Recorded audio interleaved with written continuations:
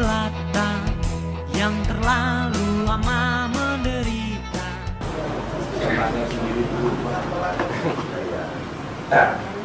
Tadi ada usul Pak moderator, Pak Istri, dan Pak Panca saya menyampaikan ini banyak anak saya juga bagaimana kalau kita buat juga saya gerakan punya program kurikulum sekolah politik menggunakan usulan. Yang kedua, kalau mengambil dan memahami apa yang jadi ditausiahkan oleh Dr. Widi tadi, sebenarnya sesungguhnya apa yang sudah digagas oleh generasi pendahulu kita yang kemudian kita sebut dengan founding father itu sebenarnya lebih mampat, lebih kuat. Kalau ngomong kecerdasan ternyata lebih cerdas dan lebih visioner. Gagasannya sederhana, tapi dibuat dengan sungguh-sungguh, dengan keprihatinan yang luar biasa, menjadi gagasannya lebih kuat.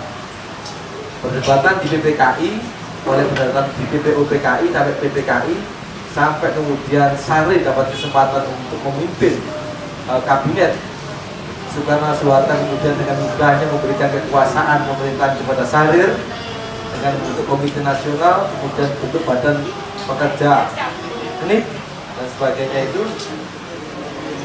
sebelum terbentuknya DPR itu kita melihat bahwa perdebatannya sangat kuat dan menghasilkan gagasan tentang berbagai hal, tentang ketatanegaraan, tentang soal kebudayaan dan sebagainya. Itu saya kira lebih kuat. Kemudian muncul generasi baru yang dari sekolah terbaik Indonesia kemudian mencoba merumuskan kembali gagasan-gagasan yang digagas sudah oleh generasi pendahulu. Dan sampai hari ini kita tidak menafikan keberhasilan, tapi kelihatannya arahnya ada yang salah kalau melihat perdebatan diskusi tadi. Titik salahnya begini, mungkin kalau menurut saya pemerintah sebagai agen dari kepentingan rakyat untuk melakukan atau tidak melakukan sesuatu untuk kepentingan rakyat. Rakyat menitipkan kepentingannya lewat agen yang disebut dengan pemerintah. Pemerintah harus melaksanakan tugas-tugasnya sebagai agen kesejahteraan bagi rakyat, agen untuk melaksanakan atau untuk memastikan kepentingan rakyat dan aspirasi rakyat tercapai seperti yang diinginkan. Ternyata di tingkat inilah sebenarnya problemnya muncul. Di tingkat keagenan ini, sebagai agennya rakyat, pemerintah yang diwujudkan dalam bentuk untuk membentuk pemerintahan ini kemudian dibuat sistem yang disebut dengan di dalam prosedur itu ada disebut dengan sistem demokrasi yang menghasilkan sistem pemerintahan. Nah, kemudian disebut pemerintahan diharapkan mampu menyerap kemudian membawa aspirasi, melaksanakan aspirasi masyarakat dan dikembalikan kepada masyarakat pada akhirnya outputnya. Ternyata dari sini kayak saya kalau nggak salah ada distorsi, sehingga sebenarnya problemnya hanya di elit, bukan problem massa, bukan problem masyarakat, bukan problem rakyat. Rakyat saya kira sampai detik ini, sejak zaman feudal sampai zaman republik, detik ini saya kira rakyat hanya ngikutin arus besar elit aja. Nah, elit sekarang yang terbentuk kok jauh berbeda soal karakter, soal watak, sehingga mengakibatkan output kepada rakyat tidak semesti yang diharapkan, apalagi sesuai dengan konstitusi. Kira-kira begitu. Banyak misalkan tentang standar pelayanan soal BBM kemarin, pemerintah mengesahkan dengan standar apa yang disebut dengan nilai keekonomian. Padahal di konstitusi itu jelas yang disebut dengan tugas bumi, air, dan kain alam terkait dalamnya dan sebagainya. Maka sebenarnya otak atiknya itu sebenarnya di tingkat elit sekelompok kecil orang yang disebut pemerintah ini, yang akhirnya dalam tanda kutip mendistorsi, mereduksi apa yang menjadi tugas dan kewajibannya. Nah, pertanyaannya, kemarin sebenarnya ketika Mas Pipit memberikan tausiah kepada kita, ini ada titik sambungnya dengan Mas Pipit. Mas Pipit kata,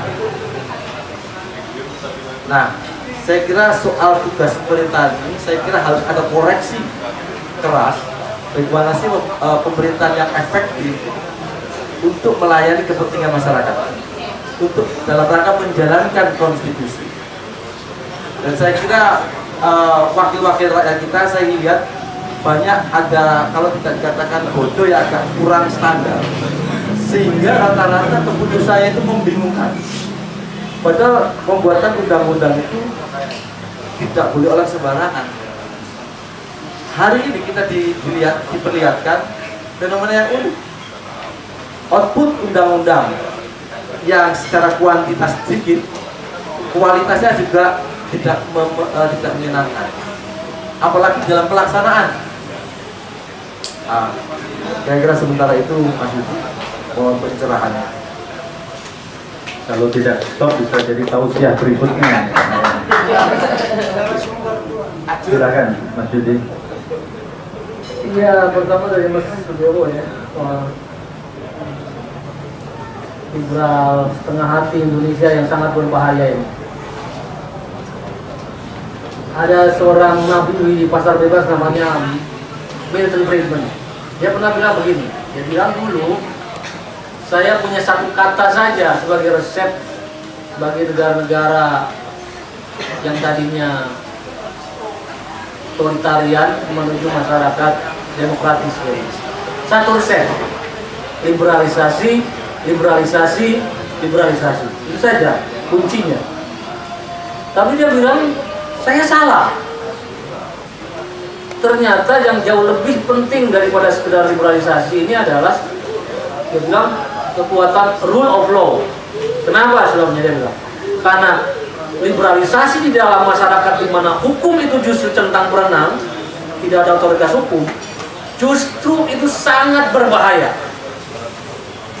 Justru itu adalah sarana tempat pengurasan habis-habisan sumber daya ekonomi nasional. Dan itu terjadi misalnya kasus BLBI dan lain-lain itu. Ketika liberalisasi dijalankan tapi dalam satu sistem otoritas hukum, state capacity, kapasitas negara melakukan enforcement itu lemah, betul-betul liberalisasi itu kata lain aja dari penjarahan ekonomi nasional. Artinya apa? Ini juga masuk di dalam politik ya. Liberal paham pengadopsian model-model liberal di dalam satu masyarakat tadi yang masih tradisional, yang masih feodalistis dengan sistem hukum yang lemah, itu membuat orang-orang yang berkuasa ini dengan segala kekuatan modal dan lain-lainnya itu dan kebebasan mengembangkan dirinya ini justru justru menjadi orang yang sangat tidak tersentuh. Berbeda misalnya dalam negara-negara yang liberal sungguhan, karena misalnya tidak ada misalnya di negara sungguhan itu misalnya tidak ada seseorang yang menguasai katakanlah jaringan televisi begitu banyak ataupun segala instrumen dari hulu ke hilir yang menguasai. Selalu ada undang-undang antitrust, selalu ada kontrol pengendalian agar distribusi media itu lebih aksesibel oleh banyak orang dan lain-lain. Tapi dalam situasi di mana hukum tidak berjalan, kebebasan liberal itu justru semakin menguatkan kekuatan-kekuatan tertentu lah, segelintir orang yang kuat, dan itu kemudian menjadi tidak terjangkau oleh baik itu oleh hukum, oleh apapun. Nah itu kenapa adopsi model-model liberal dalam satu situasi yang kesenjangan yang lebar dan hukum belum berjalan secara baik itu sangat berbahaya. Kedua, apakah demokrasi itu masih relevan? Nah, demokrasi ini memang soal definisi ini. Kata Aaron Lichbart, ahli studi komparasi dalam demokrasi, ketika kata demokrasi disebut, dia bilang kebanyakan ilmuwan memang ada kecenderungan sesat pikir, dia bilang seolah-olah ketika kata demokrasi disebut, asosiasinya langsung lompat kepada model demokrasi majoritarian, dia bilang. Padahal dia bilang faktanya di dunia ini yang menganut model demokrasi majoritarian itu sangat terbatas. Pertama Inggris dengan Westminster model, kemudian jajahan Inggris di negara-negara Karibia seperti Barbados, dan tentu saja model krem itu Amerika Serikat. Dia bilang kebanyakan masyarakat di dunia ini justru mengembangkan demokrasi dengan adaptasi lokalnya masing-masing, yang secara umum bolehlah dikategorisasikan sebagai model konsensus demokrasi.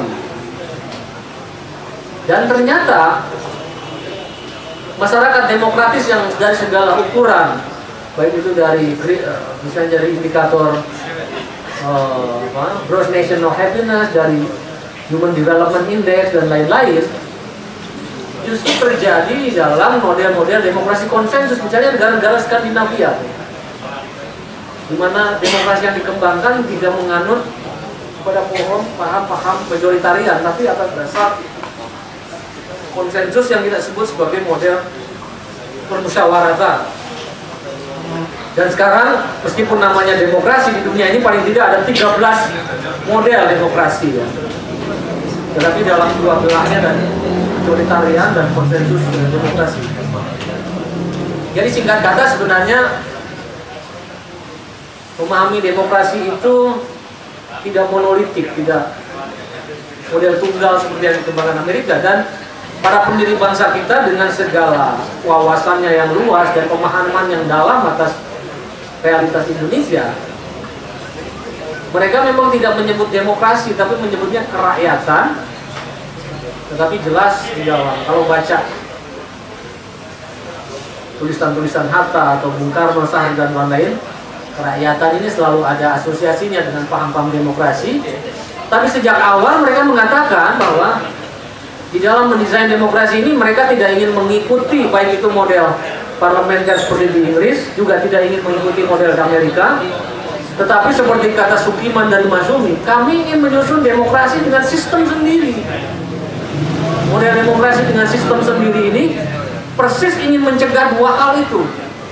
Pertama, ingin menyegah pendalaman kapitalisme yang membonceng prosedur demokrasi.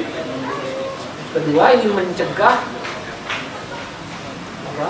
diktator mayoritas lewat paham yang disebut dengan paham republikanisme. Paham republikanisme itu gini, bahwa suara mayoritas itu tidak menghilangkan hak minoritas, bahwa demokrasi itu memang majority rule tapi dengan juga memperhatikan minority right. Demokrasi memang pemerintah mayoritas, tapi harus selalu memuliakan hak-hak minoritas. Demokrasi permusyawaratan kita didesain untuk itu. Pertama, untuk tadi menjunjung tinggi paham republikanisme, di mana meskipun majority rule, tapi hak-hak minoritas tetap dilindungi, bahwa mayoritas tidak menghabisi hak minoritas. Kedua, ingin mencegah penetrasi pendalaman kapitalisme yang membuat Indonesia dari negeri yang bekas makmur menjadi negeri yang pulih dan pulih di antara bangsa-bangsa itu. Jadi kira-kira demokrasi Indonesia itu pada paduan dan pada apa yang disebut dengan model deliberatif atau konstitusional demokrasi, yang bukan hanya atas dasar keterpilihan tapi juga keterwakilan berbagai unsur. Kedua, senapas dengan model yang disebut dengan sosial demokrasi seperti di Skandinavia, yang ingin memperjuangkan revolusi sosial tapi lewat perjuangan kelas. Kita tahu sejak awal Ki Hajar Dewantara mengatakan model demokrasi kekeluargaan itu, dia bilang, suatu cara revolusi sosial tanpa melalui perjuangan kelas. Nah, jadi kalau itu yang kita maksud sebagai demokrasi, sebenarnya demokrasi ini merupakan jalan yang bisa kita pilih gitu. Tapi memang kalau demokrasi itu hanya berbasis pada liberal kapitalistis dengan sendirinya bertentangan dengan cita-cita yang kita inginkan, dan oleh karena itu bisa jadi kemudian kita bisa memilih model demokrasi yang lain. Jadi singkat kata, saya kira kita harus mulai mendefinisikan demokrasi secara kategoris lah. Atau ya bisa saja kita tidak menyebut demokrasi, tapi substansinya kira-kira seperti itu. Ketika tadi soal problem elit, memang benar ya bahwa problem demokrasi Indonesia itu bukan pada demand side, bukan seperti yang sering kita wacanakan bahwa rakyat itu bodoh, rakyat itu pragmatis, rakyat itu tidak melek politik. Tetapi utamanya pada supply side, yaitu pada aktor-aktor politik itu sendiri. Kita mendapat bukti kalau sekali aktor politik itu memberikan sinyal amanah, dapat dipercaya, ternyata juga kepercayaan rakyat pulih dan partisipasi pemilih pulih gitu. Dan itu kita suka atau tidak suka bisa dicontohkan, antara lain misalnya bagaimana seorang Jokowi menang di Jakarta, antara lain juga saya kira tidak terlepas dari kepercayaan publik tentang supply side yang masih bisa dipercaya, meskipun itu harus kita uji juga dalam perkembangan selanjutnya. Tapi paling tidak ketika rakyat memilih, ada persepsi bahwa elit ini bisa dipercaya. Kedua, menurut saya untuk mengatasi problem elit ini memang penting kita mengevaluasi sistem pemilihan ini. Menurut saya sistem proporsional terbuka ini terus terang aja tidak bisa kita pertahankan. Mungkin kita harus mengkombinasikan kelebihan dan keburukan antara dua sistem, yaitu sistem proporsional tertutup yang katanya dulu terlanjur mengarah pada oligarki partai, tapi juga sistem terbuka ini yang ternyata mengarah kepada perlombaan modal secara luar biasa. Mungkin kita bisa menganut sistem campuran seperti di Jerman, di mana di Jerman orang memilih gambar sekaligus memilih orang. Jadi nanti ada perwakilan partai, jadi orang-orang yang bermutu tetap bisa jadi karena di nomor-nomor urut yang ditempatkan di nomor jadi oleh partai sebagai, tapi juga orang yang dipilih terbuka oleh rakyat juga punya kesempatan. Jadi model campuran. Tapi model campuran ini sudah ditutup oleh Mahkamah Konstitusi dengan segala kedunguannya itu. Bagaimana tiba-tiba Mahkamah Konstitusi mengambil satu keputusan seolah-olah pemilu demokratis itu adalah pemilu proporsional terbuka. Padahal di mana-mana proporsional itu tuh bisa tertutup, bisa terbuka. Misalnya Belanda itu sampai hari ini proporsionalnya tertutup. Yang tertutup tidak kalah demokratis ketimbang yang terbuka, tergantung kepentingan kitanya apa gitu. Kalau yang ingin kita perkuat institusi partai dan memastikan bahwa orang-orang yang kapabel itu duduk di nomor-nomor yang bisa diandalkan, tertutup jauh lebih baik ketimbang terbuka. Yang terbuka itu lebih baik di dalam tadi sistem di mana tingkat pendidikan orang relatif setara, tingkat kesetaraan material juga setara, sampai pada titik seperti Obama di Amerika. Obama itu menolak dana bantuan federal, sedangkan Hillary Clinton ngambil dana federal, tapi konsekuensi menolak dana federal, Obama bisa mengumpulkan sumbangan dari masyarakat pada jumlah yang tidak terbatas. Dan ternyata dalam kasus Amerika, jumlah yang dikumpulkan oleh Obama jauh lebih besar ketimbang yang bisa diterima oleh Hillary Clinton lewat federal. Orang di masyarakat Amerika bisa mendanai presidennya gitu. Nah, itu Amerika yang sudah sangat mulai timpang ya, masih bisa. Tetapi kita membayangkan di Indonesia bahwa rakyat bisa berpartisipasi, membiayai caleg dan lain-lain itu masih belum terbayangkan. Jadi menurut saya memang jalan tengahnya itu sistem campuran itu jauh lebih selamat. Nah, ini kita harus mengevaluasi keputusan MK ini bagaimana. Menurut saya ini juga absurd. Ini bagian yang masalah dari hasil amandemen. Bagaimana kalau dinyatakan keputusan MK itu final, terakhir dan mengikat? Bagaimana tadi kalau keputusannya itu buruk? Siapa yang harus mengecek keputusan MK itu? Dan saya curiga ini memang hasil akal-akalan dari ahli-ahli hukum tata negara untuk membuat mereka tidak tersentuh tidak bisa dicek oleh kekuatan apapun. Mestinya MPR bisa difungsikan untuk memveto. MPR bisa difungsikan untuk memveto keputusan dari MK itu. Ya gimana? MK kan dibentuk oleh Undang-Undang Dasar. Undang-Undang Dasar aja bisa diamandemen. Kok masa keputusan MK tidak bisa diamandemen? Nah, jadi ini juga bagian dari masalah tersendiri yang harus kita tata di masa yang akan. Singkat kata, saya kira perjalanan kita masih panjang, tapi kita tidak usah putus harapan karena warisan terbaik dari para pendiri bangsa ini bukan politik keputusasaan, tapi politik harapan. Dan PPI saya kira berada di garis yang masih percaya bahwa Indonesia masih punya harapan. Terima kasih. Terima kasih Mas Yudi. Kita bisa lanjutkan sampai jam 6, tapi tidak baik karena masih ada kesempatan berikutnya. Mas Yudi hadir di dialog pergerakan PPI. Karena itu untuk dialog pergerakan hari ini kita cukupkan. Banyak tadi poin-poin yang disampaikan oleh Mas Yudi dan itu statusnya masih pengantar. Betul, itu tadi baru pikiran-pikiran dasar, dan setiap pikiran dasar itu bisa diurai lebih detail masing-masing, dan masing-masing bisa satu sesi khusus. Jadi akan ada kuliah kenegaraan berikutnya dan berikutnya.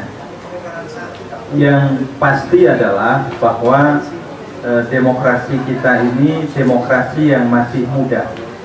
Sebagai demokrasi yang masih muda, tentu ada kelebihan dan kekurangan. Kekurangannya sudah jelas tadi. Demokrasi itu alat ukur paling sederhana adalah pemilu. Pemilu itu menghasilkan badan eksekutif, badan legislatif. Ujungnya adalah keputusan, kebijakan. Dalam studi ekonomi politik, setiap kebijakan itu bisa ditanya, siapa yang lebih diuntungkan dari kebijakan itu? Pertanyaan ekonomi politik dari setiap kebijakan begitu. Siapa yang lebih diuntungkan? Apakah menguntungkan kesejahteraan rakyat? Dan di situ ada nilai keadilan.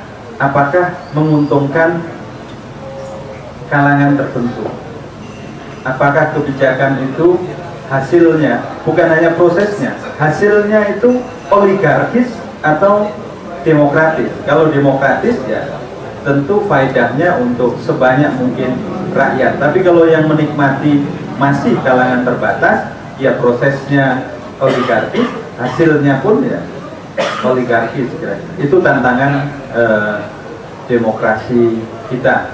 Sekali lagi kita sampaikan banyak terima kasih untuk Mas Yudi.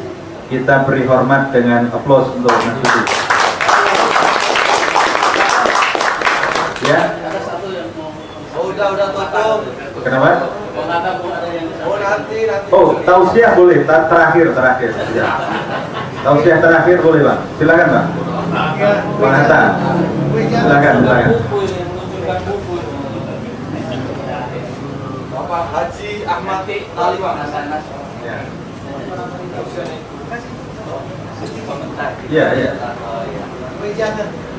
Karena di sini berlaku prinsip bebas berpikir. Terima kasih Mas Anas, juga ke hadirin yang masih mau beri ruang sedikit buat kita sharing gitu. Tadi saya ikuti dari belakang. Jadi saya merasa memang sebenarnya demokrasi yang kita praktekkan sekarang, demokrasi liberal itu sudah lama dapat kritikan, termasuk Soekarno, Nasution dan sebagainya dulu tahun 50 itu gerak dengan praktek demokrasi liberal ini. Jadi kita sebetulnya mengulang kesalahan yang sama sebenarnya. Nah, cuma ketika itu solusi ditawarkan oleh Bung Karno dengan demokrasi terpimpin pun banyak kritik dan sebagainya. Nah, kalau beliau yang saya tangkap dari konsepsi pikirannya bahwa demokrasi atau Pancasila itu sebenarnya sosialisme ala Indonesia, kan Mas Yudi ya, kalau tidak salah di sebuah diskusinya. Nah, apakah ini punya nilai bagi kita? Saya pikir begini, kalau menurut Profesor Dadlisir, gurunya Mudiarto, dia bilang bahwa kalau mau lihat apakah demokrasi berfungsi, apakah pemerintahan itu bermanfaat, cukup 3 indikatornya. Yang pertama, apakah terjadi pengurangan kemiskinan di sebuah negara. Yang kedua, apakah pengangguran berkurang. Yang ketiga, apakah kesenjangan itu juga berkurang. Dari 3 indikator ini, apa yang kita lihat, kita saksikan sebenarnya tidak ada yang berkurang. Bertambah, kesenjangan makin besar, makin ada ahli ekonomi, indeks Gininya tinggi kan, makin naik berapa? 0,41 atau 0,42 ya. Yang kedua itu kesenjangan. Nah, lebih nyata kalau kita bedah dari yang hanya 40 orang bisa punya kekayaan sampai 1000 triliun. Sementara 110 juta orang hanya menikmati di bawah $2 per kapita. Itu artinya sudah kesenjangan luar biasa. Nah, kalau mau lebih dijabarkan lagi, bisa dilihat di jalan-jalan bagaimana kreativitas rakyat mengemis dengan segala, bahkan bawa monyet, bawa segala orang cacat dan sebagainya. Itu menunjukkan bahwa kemiskinan itu nyata. Nah, jadi kalau solusinya, nah ini persoalan di demokrasi yang sekarang, sistem ketatanegaraan kita itu tidak ada exit emergency yang disediakan oleh aturan main dalam sistem demokrasi sekarang. Jadi kalau terjadi krisis besar, beda dengan yang diatur oleh Undang-Undang Dasar 45, ada exit emergency, yaitu sidang istimewa MPR.